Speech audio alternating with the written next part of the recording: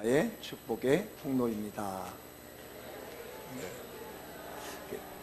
예, 뒤에 분에게도 앞에 분에게도 당신은 나의 축복의 통로입니다. 당신 때문에 참 복을 많이 받았습니다.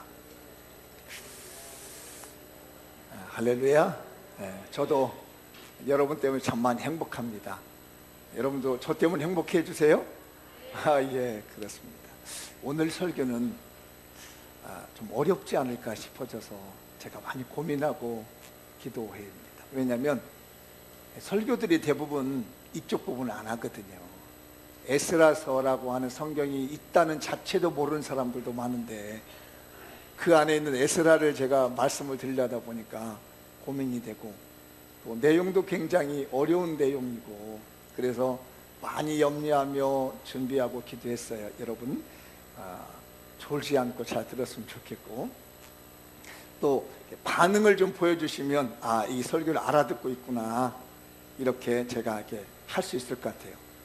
왜냐하면 자주 듣는 본문의 내용이 아니기 때문에 그래요. 마음을 좀 가다듬으시고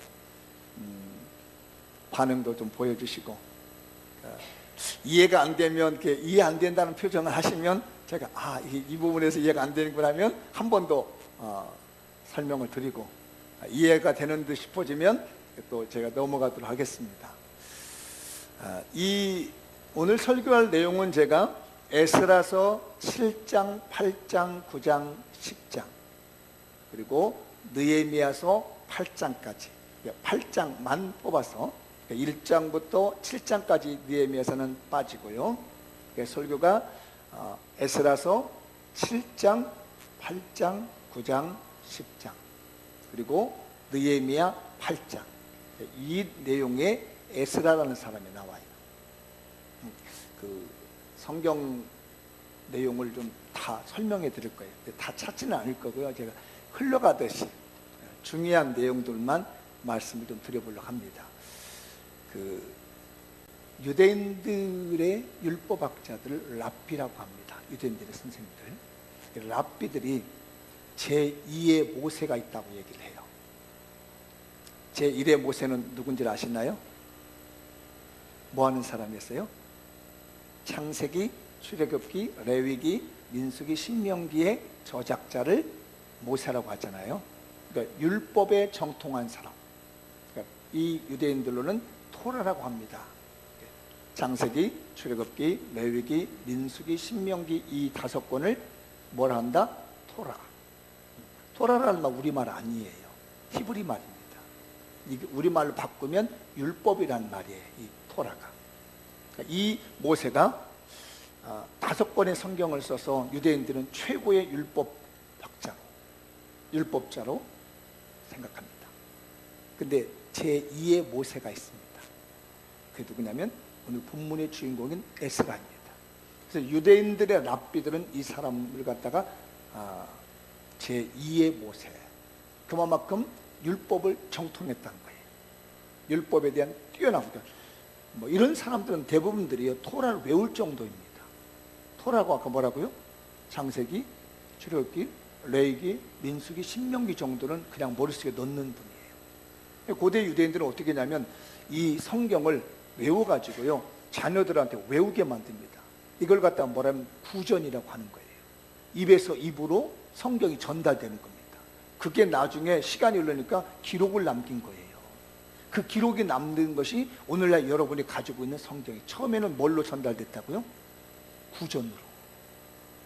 구전으로 하려면 어떻게 해야 돼요? 외워야 됩니다. 어마어마한 몰이잖아요. 이 성경을 외울 정도니까요. 그래서 오늘 아까 전달됐어요.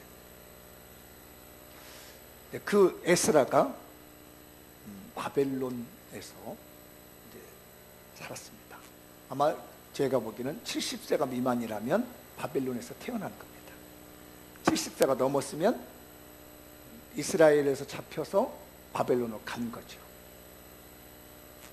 근데 이 에스라가 굉장히 똑똑하고 머리가 좋아. 그래서 왕에게도 칭찬을 받습니다. 바벨론이 페르시아라고 하는 나라에 무너졌어요. 그리고 주전 예수님 오시기 전에 약 458년에 에스라가 자기 고향으로 돌아갑니다. 그때 갈 때 사람들을 모아가지고 갑니다. 뭐 어떤 사람은 뭐 2,000명 정도, 8,000명, 어떤 5만 명 뭐 이렇게 하던데 어쨌든 사람들을 가자 해서 먼저 간 사람이 있어요. 그래서 이스라엘 백성들이 바벨론이라는 나라에서 3번에 걸쳐가지고 고향으로 갑니다. 1차에 한 번 갔고요, 2차에 가고 3차에 걸쳐서 모든 유대 백성들이 다 돌아오게 됩니다. 근데 이 에스라라고 하는 사람은 2번째 2차에 지금 출발해서 자기 고향인 애굽으로 가는 거예요. 팔레스타인은 그 가나안 땅으로 갑니다. 그런데 이 사람이 가면서 어떻게 했냐면, 그 워낙 왕이 아끼는 이 학자이다 보니까 너희들 갈 때 중간에 도적대가 있을 거니까 강탈당할 수 있다, 죽을 수 있다. 이 사람들이 걸어간 길이 어디냐면 요즘은 유프라테스 강을 끼고 이렇게 올라가는 겁니다. 그래서 내가 군대를 좀 붙여줄 테니까 안전하게 가라, 왕이 얘기를 해요. 그러니까 에스라가 아니라고 합니다. 만약에 군대가 우리를 지켜주면 하나님이 우리를 인도한 것이 아니라 군대가 우리를 인도했다라고 여기기 때문에 우리는 그걸 고맙지만 사용하겠다고 그래요. 그래서 하나님이 우리의 가는 길을 인도해 준다는 걸 내가 확신하기 때문에 감사하지만 이 군대가 우리를 인도해 준 것은 하지 않겠습니다. 이렇게 해서 이제 바벨론, 이미 이제 바벨론은 무너졌지만 성경은 바벨론이라고 합니다. 왜냐하면 바벨론 포로의 귀환이라는 말을 쓰기 때문에. 근데 실제적으로 지배하고 있는 나라는 페르시아라고 하는 나라가 지배하고 있는 거예요.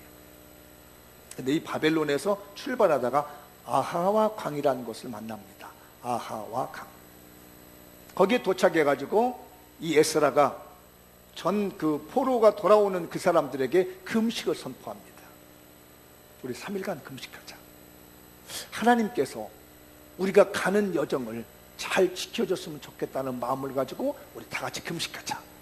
그래가지고 이 에스라를 따르고 있는 많은 사람들이 함께 거기서 3일간 강가에서 금식을 합니다. 그리고 출발했습니다. 여러분이 읽은 성경에 보면 뭐 정월 1일부터 5월 1일까지 얘기 나오죠.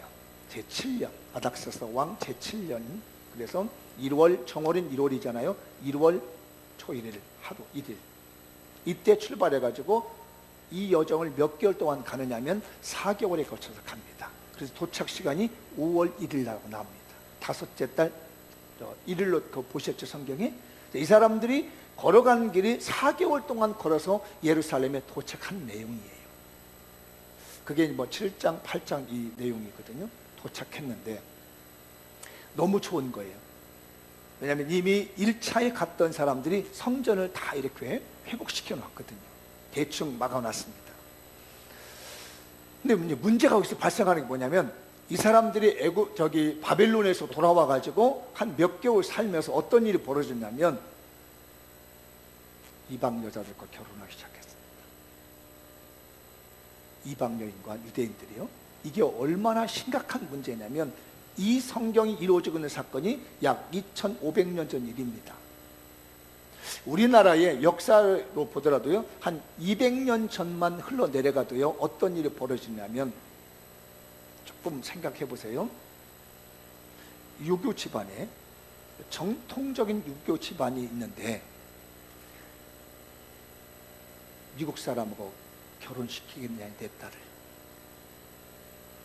우리 아들을 지금 생각으로 성경을 이해하면 안 되고요. 200년 전만 우리가 돌아가더라도 정통 유교를 섬기고 있는 우리 집안에서 며느리를 보는데 미국 사람의 며느리를 본다든지 러시아 사람의 며느리를 본다든지 할 때 과연 그 유교 집안의 최고의 어린 그 집안에서 그걸 받아들일 수 있겠느냐라는 말이에요. 어떠세요? 생각이 정리가 되시나요? 어떤 심각한 문제인지 아시겠어요? 지금은 다문화 시대이기 때문에 뭐 외국인 며느리를 보기도 하고 외국인 사이도 보는 데는 뭐 큰 어려움이 없습니다. 근데 불과 100년 전만 해도요, 200여 년 전만 돌아간다 해도 우리 사회에서는요, 외국인 며느리를 우리 집안으로 데려온다고 하는 것은 거의 불가능한 일입니다. 여기까지 이해가 되셨으면 하면, 그보다도 더 강한 겁니다. 보수 사회가. 왜냐하면 2500년 전의 보수 사회니까. 이방 여인들과 결혼하기 시작한 거예요. 문제가 생긴 겁니다. 이제. 그래서 에스라가 이걸 보고 통곡합니다.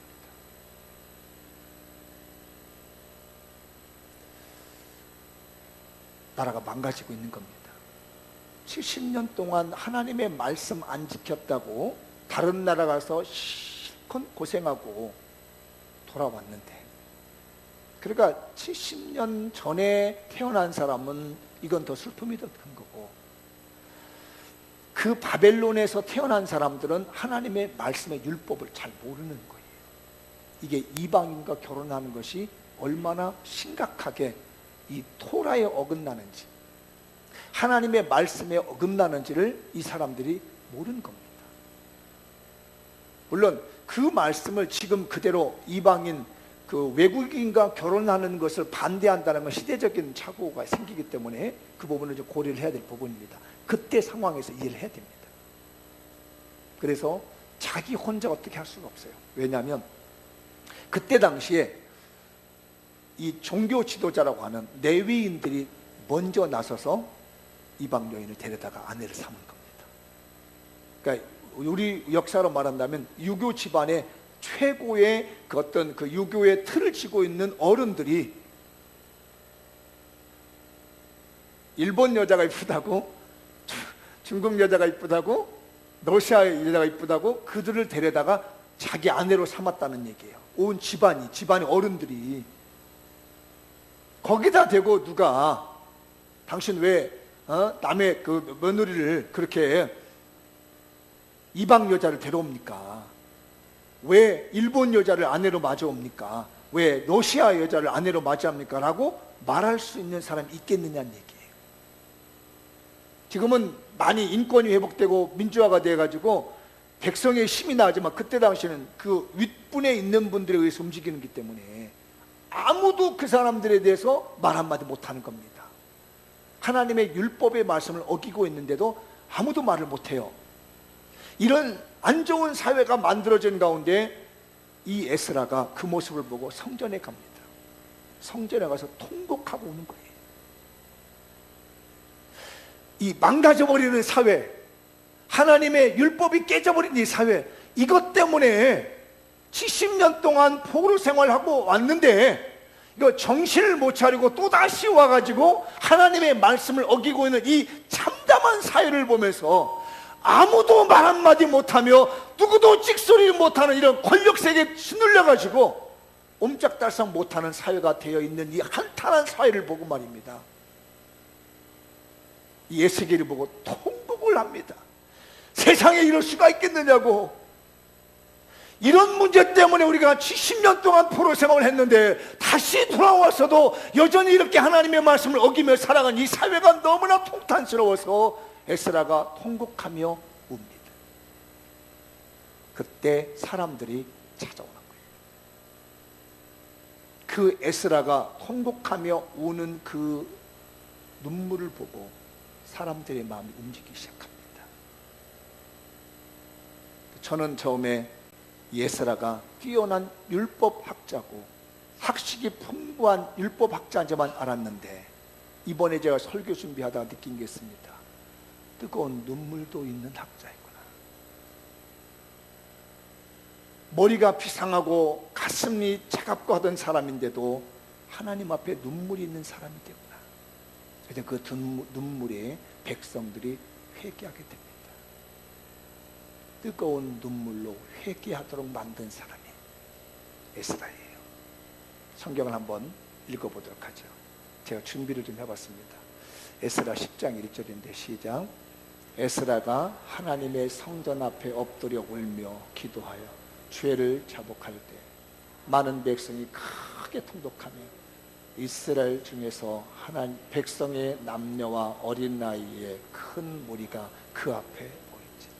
3절 시작. 곧 내 주의 교훈을 따르며 우리 하나님의 명령을 떨며 준행하는 자의 가르침을 따라 이 모든 아내와 그들의 소생을 다 내보내기로 우리 하나님과 언약을 세우고 율법대로 행할 것이라.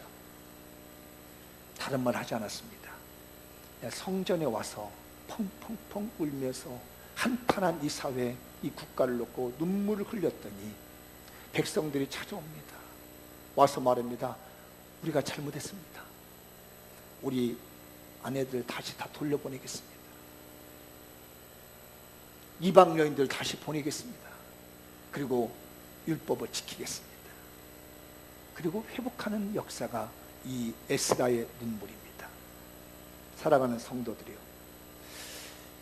우리 자녀들이 속썩인다고 우리는 어떻게 했습니까? 자녀들이 말씀대로 살지 않는다고 할 때 여러분 어떻게 했습니까? 잔소리하지 않았습니까? 왜 네 그렇게 사느냐?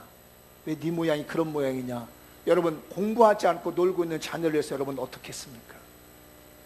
회초리 들으셨나요? 그렇다면 회개해야 됩니다. 여기 에스라가 말씀의 근거에서 보여주는 그 눈물이 있습니다. 과연 여러분의 자녀들이, 여러분의 가정이 빗나갔을 때 얼마나 성전에 와서 눈물을 흘려봤습니까? 우리의 가정이 곁길로 나갈 때, 말씀대로 살아가지 않을 때 얼마나 많은 사람들이 와서 성전에 와서 눈물 흘리며 갔습니까? 아마 그렇지 않더라고요. 제가 교회에 있어 본 그 경험으로 보면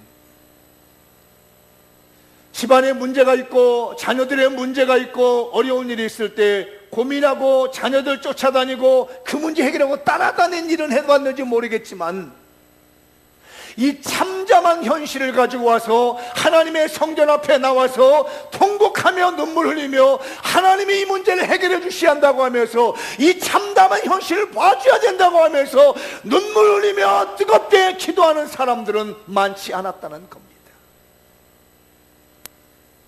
우리 회개해야 됩니다. 내 자녀를 위해서, 내 가정을 위해서 성전에 와서 뜨거운 눈물 흘려보지 못한 사람들 회개하시고 이 제단에 와서 통곡의 눈물 흘려봅시다. 그 눈물을 보는 자녀가 감동을 받습니다. 그 눈물을 아는 자녀가 감동을 받습니다. 엄마 아빠가 자기 때문에 주의 제단에 와서 통곡하며 눈물 흘리며 가슴을 흐느끼며 눈물 흘릴 때 이들의 마음이 감동되지 않을 수 없으며 그 눈물을 보시는 하나님의 그 마음이 그 자녀들을 사로잡지 않을 수가 없으며 그 자녀들의 마음을 붙들어 온전하게 하지 않을 하나님이 안실한 얘기예요. 우리에게 통곡의 눈물이 있길 바랍니다. 자녀들이 아프면 그것 끌어안고 어찌할꼬 하기도 하지만 와서 성전에 와서 우리가 얼마나 울어봤습니까? 저는 참 미안하지만 그 사랑은 부모의 거짓 사랑이라고 합니다. 진짜 자녀를 아끼고 사랑하는 부모라면 저는 확신합니다. 어렵고 힘들고 고통스러울 때 걱정하지 말고 염려하지 말고 내가 해결하려고 하지 말고 하나님의 전에 내 눈과 내 마음이 역사하는 하나님의 전에 와서 눈물을 흘리고 하나님께 부르짖을 때에 만군의 여호와 하나님께서 저들의 마음을 바꾸실 것이고 환경을 바꾸시리라 믿습니다. 이게 에스라의 통곡의 눈물입니다. 에스라의 눈물로 인해서 그 세도가들의 마음이 녹아졌습니다. 그 권력자들의 마음이 녹아졌습니다. 움직이지 않을 것 같은 내인들의 마음이 녹아져서 에스라 선생님이여 우리가 아내들을 다 보내고 하나님의 말씀 앞에 서겠습니다. 하나님의 돌 앞에 서겠습니다 라고 하며 통회하며 눈물 흘리는 역사가 여기에 나타나고 있는 거예요. 힘들고 어려울 때 성전 와서 눈물 흘리십시오. 자녀들의 문제 해결되지 않을 때, 가정의 문제 해결되지 않을 때 주님의 성전 앞에 와서 뜨거운 눈물 흘리십시오. 집에서 이불 뒤집어 쓰고 벽에를 끌어안고 흘리는 눈물도 좋지만 하나님의 전 앞에 와서 눈물 흘리는 게 필요합니다. 이게 에스라의 뜨거운 눈물이었어요. 하나님의 말씀의 실력자였던 에스라의 뜨거운 눈물을 하나님은 받으시고 사람의 마음을 감동시켰습니다. 오늘 또 살다가 힘들고 어렵고 집안일로 고통스럽고 자녀들 일로 괴롭거든 다른 데 가서 괴로워하지 마시고 다른 데 가서 하소연하지 마시고 살아계신 우리 아버지 이 전에 와서 여러분의 눈물을 보여주십시오. 여러분의 뜨거운 마음을 보여주십시오. 하나님이 역사할 겁니다. 그래서 이 문제가 다 해결됐습니다. 그러면 왜 에스라가 이렇게 눈물 흘리면서 이방인과 사는 문제를 해결하고 그렇게 애쓰게 했었느냐? 그건 한 가지였습니다. 신정 정치의 비전을 회복시킨 거였습니다. 하나님께서 다스리는 나라가 되길 원했던 겁니다. 이스라엘 백성들이 돌아와가지고 이 욕망의 지배를 받는 남자가 되었던 거예요. 왜냐하면 남의 나라 가서 고생하고 힘들다 보니까 눈치 봐가지고 사랑도 제대로 못했습니다. 연애 한번 제대로 못했습니다. 그런데 자유의 몸이라고 와서 내 나라라고 하고 보니까 왜 이렇게 예쁜 여자들이 많아요? 괜찮아 보이는 여자가 참 많습니다. 누구도 아무도 말리지 않기 때문에 그 여인들을 데려다가 아내 삼았다는 겁니다. 이제까지는 바벨론이라는 나라의 통치를 받았지만 이제부터는 내 마음대로 하고 싶은 마음이 생긴 거예요. 하나님의 나라가 없어진 겁니다. 하나님의 통치가 사라지게 된 겁니다. 내가 그냥 하고 싶은 대로 하는 그런 마음이 됐는데 유대 나라는 에스라가 전하는 것은 우리나라는 토라가 지배하는 나라이다. 하나님께서 이 나라를 지배하시고 그 지배하는 법은 토라이다. 대한민국에는 헌법이라는 게 있습니다. 국민이 주인인 나라에 그 법 질서를 세워준 것은 헌법의 기초에서 우리 대한민국의 질서를 세워줍니다. 이것이 국가입니다. 그런데 유대 나라는 어땠느냐? 하나님이 다스리고 하나님이 주인인 나라의 토라의 법에 의해서 이 나라가 지배된다고 생각한 거예요. 그래서 에스라는 이 이방인과의 결혼한 이 문제를 해결함으로 말미암아서 사람의 욕망이 지배하는 사회, 하나님의 말씀이 지배하지 아니하며 사람의 야망이 지배하는 사회를 이제부터는 정리하고 하나님께서 직접 다스리시는 나라가 되며 토라가 우리나라의 법이 된 헌법이 되는 나라가 되게끔 해야 되겠다는 가운데서 이 문제를 정리한 겁니다. 하나님이 통치하시는 나라였어요.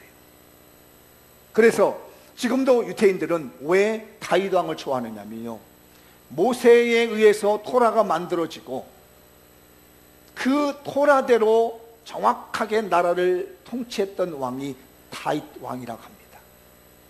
그래서 하나님께서 다스리는 최고의 나라는 어디였느냐? 다윗이 다스리던 나라였다고 보는 거예요.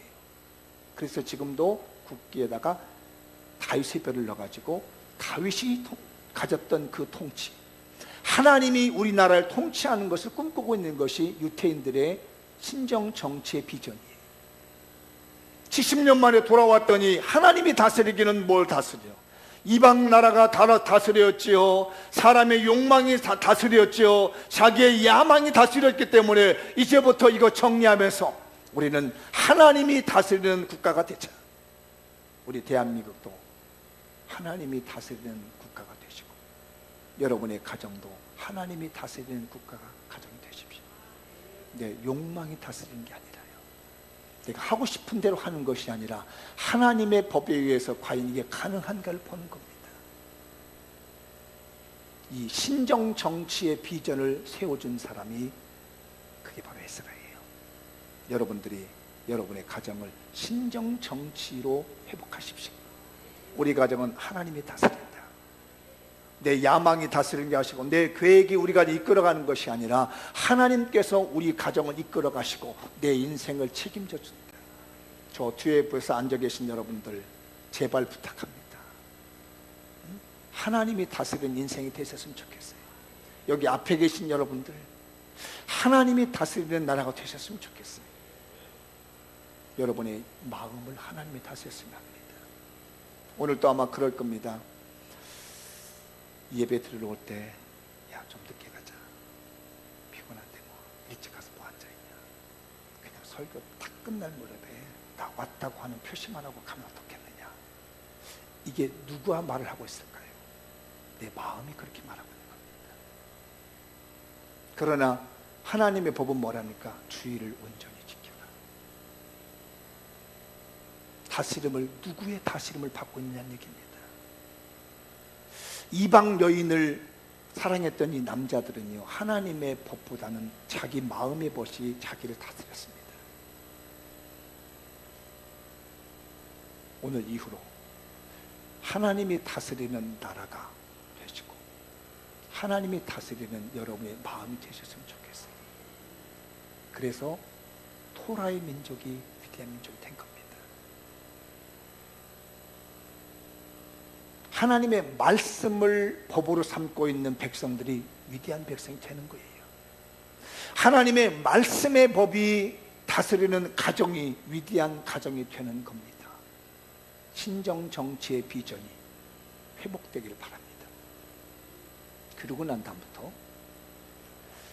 한 14년이 흘렸습니다. 그래서 에스라 10장까지 끝나고 나면 느헤미야 1장부터 7장까지는 에스라가 안 나옵니다. 그러다가 갑자기 8장에서 에스라가 등장합니다. 이 기간을 학자들은 14년으로 봅니다. 에스라 10장부터 느헤미야 8장 그 사이를 14년이 흘러갑니다. 이때 무슨 일이 벌어지냐면 무너진 성벽을 회복시킵니다. 도비아와 산발렛 이방인들이 비난합니다. 너희들이 짓는 이 성벽은 여우가 올라가도 무너질 것이다. 그래서 비난합니다. 그렇지만 이스라엘 유대 백성들은 와가지고 그거를요 밤낮 없이 한쪽에는 칼을 들고 한쪽에는 횃불을 들고 한쪽에는 도구를 들고 일하는 도구를 들고 한쪽에는 칼을 들면서 밤새껏 일을 하는 가운데 성벽을 세웁니다. 그러고 났더니 세금 문제가 발생합니다. 세금을 너무 많이 걷어가는 겁니다. 이런 사회적 혼란이 일어나고 있는데 느헤미야는 에스라는 나타나지 않습니다. 분명히 에스라 10장까지 보면 대단한 율법학자인 이 에스라가 전혀 등장하지 않다가 갑자기 느헤미야 8장에서 이 에스라가 등장하는데 이때 에스라가 어디 있었느냐는 얘기예요. 그래서 이렇게 말합니다. 이때 그 통혼의 문제, 이방인과의 결혼 문제를 해결하고 하나님이 다스리는 국가로 회복시켜 놓은 다음에 그가 이 기간 동안 바벨론에 가서 있었다. 그리고 그 소식을 듣고 다시 찾아온 것이 느헤미야 8장입니다. 느헤미야 8장에 보면은 수문학 광장입니다. 수문학. 워터게이트라고 하죠. 기온샘에서 물이 흘러 들어오는 그 통로에 물이 있습니다. 이 문을 통해서 기온샘에 가서 물을 떠다가 먹는다고 해서 수문학이라고 합니다. 거기에 광장이 있어요. 수문학 광장에 절기가 됐습니다. 민간요구로는 1월이고요. 종교력은 7월입니다. 이때 나팔절이 있습니다. 큰 절기가 7월 달에 많이 들어있습니다. 사람들이 모여서 집회를 하는데 이때 이 에스라가 새로 만든 나무로 만든 강대상에 딱 서가지고 율법책을 딱 폈습니다. 이 율법책은요, 여러분 잘 아셔야 됩니다. 요즘은 우리가 이렇게 성경책을 누구나 개인 소장하고 있었지만 이때 율법책은 딱 한 권입니다. 더욱이 처음에 제가 말씀드렸죠. 입으로 전해주는 거를 파피루스 같은데 양피지 같은데 적어가지고 두루두루 말아놓은 겁니다. 모세우경이란 그 창세기부터 신명기까지를 말아놨습니다. 어마어마한 분량이잖아요 이게. 근데 이것을 바벨론 포로 생활할 때 어디다 뒀냐는 얘기예요. 보관하기가 굉장히 어렵습니다. 그런데 그걸 보관해가지고 처음으로 백성들 앞에 이걸 보여주는 겁니다. 에스라가 그간 소장하던 것을 갖다가 이 율법책을 딱 펴니까 백성들이 놀래가지고 말이면 다 벌떡 일어나는 겁니다. 도대체 저 모세 율법이 어떻게 생겼는가? 그 놀라운 경외심 앞에요, 그 성경에 보면 사람들이 다 앉아있다가 벌떡 일어나는 거예요. 그래서 이 토라의 말씀을 지금 들으려고 보고 있는 겁니다. 그게 느헤미야 지금 8장이에요. 그래서 느헤미야가 이걸 읽기 시작합니다. 그 내용이 8장입니다. 근데 그 토라를 읽기 시작한데 사람들이 울기 시작합니다. 웁니다. 그래서 에스라는 말씀을 통해서 가슴 먹먹한 눈물의 감동을 주었습니다. 성경 한번 읽어볼까요? 느헤미야 말씀요. 시작. 수문 앞 광장에서 새벽부터 정오까지 남자나 여자나 알아들 만한 모든 사람 앞에서 읽음에 뭇백성이 그 율법책에 귀를 기울였는데 하나님의 율법책을 낭독하고 그 뜻을 해석하여 백성에게 그 낭독하는 것을 다 깨닫게 하니 백성이 율법의 말씀을 듣고 다 우는지라. 수문 앞에서 율법책을 읽으니까 다 우는 겁니다. 너무너무 많이 우는 거예요. 그래서 느헤미야가 말합니다. 그만 울어라. 오늘은 성일이다. 오늘은 기쁜 날이다. 나팔절이고 이 좋은 날 왜 이렇게 우냐? 그만 울어라. 그만 울어. 먹을 것 같아. 이 음료수도 좀 마셔라. 이 떡도 좀 먹어라. 이것 먹고 제발 울지 말고 마음을 가다듬어. 너무너무 백성들이 우는 겁니다. 하나님의 말씀인 토라를 듣고 너무너무 감격한 거예요. 이게 언제 들어본 말씀입니까? 바벨론 70년 동안 한 번도 들어보지 못했습니다. 이렇게 수많은 백성들이 모여가지고 하나님의 말씀을 들어본 적이 없는 거예요. 그냥 서기관들이나 이런 율법학자들만 가지고 있던 율법책이 공개되면서 말입니다. 백성 앞에서 외우기 시작하고 읽어주기 시작합니다. 그러니까 그 말씀에 감동을 받습니다. 그 말씀에 눈물이 되었습니다. 그 말씀이 정말로 범벅이 되어서 감당할 수 없는 마음으로 이 사람들이 수문 앞에서 통곡의 눈물을 흘렸습니다. 눈물의 감동을 받게 된 거죠. 여러분들은 말씀 들으면서 얼마나 울어봤습니까?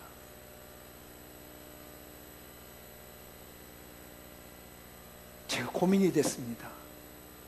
이 사람들은 읽어주는 것만 가지고도, 성경책을 읽어주는 것만 가지고도 눈물이 쏟아졌다는 얘기입니다. 말씀을 읽는 그 자체만 가지고도 펑펑펑 울었어요. 여기 보니까 다 울었답니다. 거기에 수문 앞 광장에 모였던 모든 사람들이 다 울었다는 겁니다. 왜 이렇게 울 수 있었을까? 그건 하나더군요. 사모하는 심령. 사모하는 자에게 좋은 것을 아끼지 아니하신 하나님, 하나님의 말씀을 사모하며 하나님의 은혜를 사모하는 자가 있다면 하나님은 그가 가슴 먹먹한 눈물의 감동이 나도록 그에게 역사하신 줄 믿습니다. 오늘 여러분들도 이 제단에 올 때 사모하는 마음으로 가지고 와야 됩니다. 저도 경험해 봅니다. 정말 사모하는 마음으로 오면 하나님은 그냥 보내지 않으시더라고요. 제가 새벽마다 정말 사모하는 마음으로 옵니다. 별로 긴 시간은 아닙니다. 한 35분 정도입니다. 새벽 기도가 5시이기 때문에 제가 4시 25분쯤에 와서 무릎 꿇고 말씀을 보며 기도하며 묵상합니다. 하나님, 오늘 내게 감동 주시는 말씀은 무슨 말씀입니까? 사모하는 마음을 가지고 새벽에 와서 무릎 꿇고 하나님의 말씀을 읽고 또 읽고 기도하고 묵상하다 보면 정말 내 마음이 먹먹해지도록, 내 가슴이 뜨거워지도록, 내 눈에서 눈물이 머금을 정도로 뜨거운 감동을 주는 걸 제가 봤습니다. 하나님은 사모하는 자를 절대로 그냥 보내지 않는구나. 사모하는 심령을 절대로 그냥 보내는 것이 아니라 가슴 먹먹한 눈물의 감동으로서 하나님이 채워주신구나. 수문학 광장에 모였던 많은 사람들이 사모하는 마음으로, 율법을 사모하는 마음으로, 말씀을 사모하는 마음으로 왔더니 하나님이 그들에게 감동을 주시더라는 거예요. 혹시라도 아직까지 예배당에 와서 말씀 듣고 눈물 한 번 흘려본 적이 없는 분이 있다면 한번 해보십시오. 사모해 보십시오. 그러면 분명히 제가 전달하는 말씀과 전혀 상관없이라도, 아니면 전달하는 말씀 중에서 정말 가슴이 뭉클해지게 되고 가슴이 먹먹해져서 눈물 흘리면서 돌아가는 뜨거운 은혜가 있을 거라고 봅니다. 제발 사모하고 오십시오. 하나님의 말씀을 사모하고 오십시오. 하나님의 은혜를 사모하고 오십시오. 하나님의 손길을 사모하면서 이 제단에 오십시오. 하나님은 가슴 먹먹한 눈물의 감동으로 채울 겁니다. 오면 오고 졸음이 오면 졸고, 그냥 그런 마음으로 오시는 것도 좋은데 한번 마음을 바꿔보십시오. 70년 만에 듣는 말씀, 그 말씀도 있습니다. 아무쪼록 사모하는 마음을 가지셔서 회복하십시오. 여러분의 은혜의 눈물이 회복되시기 바랍니다. 여러분의 감동받는 그 마음이 회복됐으면 좋겠어요. 정말 소망합니다. 정말 말씀을 전하는 목사로서, 하나님의 말씀을 전달하는 목사로서 뜨거운 마음이 있습니다. 주님, 우리 성도들이 하나님의 말씀을 사모하는 마음으로 오게 해주십시오. 하나님의 은혜를 사모하는 마음으로 오게 해주십시오. 그리고 돌아갈 때는 가슴 먹먹한 눈물에 감동을 끌어안고, 말씀이 이런 거구나, 정말 하나님의 은혜가 이런 거구나, 쳐다보면 정말로 어쩔 수 없어서 앉아있는 것이 아니라 뜨거워서 감동스러워서 견딜 수 없는 그런 마음으로 아버지 전을 찾아왔어. 여러분의 영혼이 회복됐습니다. 에스라가 뛰어난 말씀의 실력자였지만 그런 눈물이 있었습니다. 그에게는 말씀이 있었습니다. 우리 엄마 아빠들에게도 말씀이 있길 바라고 뜨거운 눈물이 있어지길 바랍니다. 마무리 쳐보겠습니다. 읽어볼까요? 시작. 하나님의 말씀이 삶이며 에스라 시대에 있었던 뜨거운 눈물의 회개, 신정정치의 비전 회복, 가슴 먹먹한 눈물의 감동이 넘치는 복된 가정을 됩시다. 말씀의 실력자인 에스라를 통해서 여러분 모두가 말씀의 실력자가 되시고 정말 뜨거운 눈물이 있는 여러분들 되시길 바랍니다. 기도하겠습니다. 다 같이 찬양하겠습니다.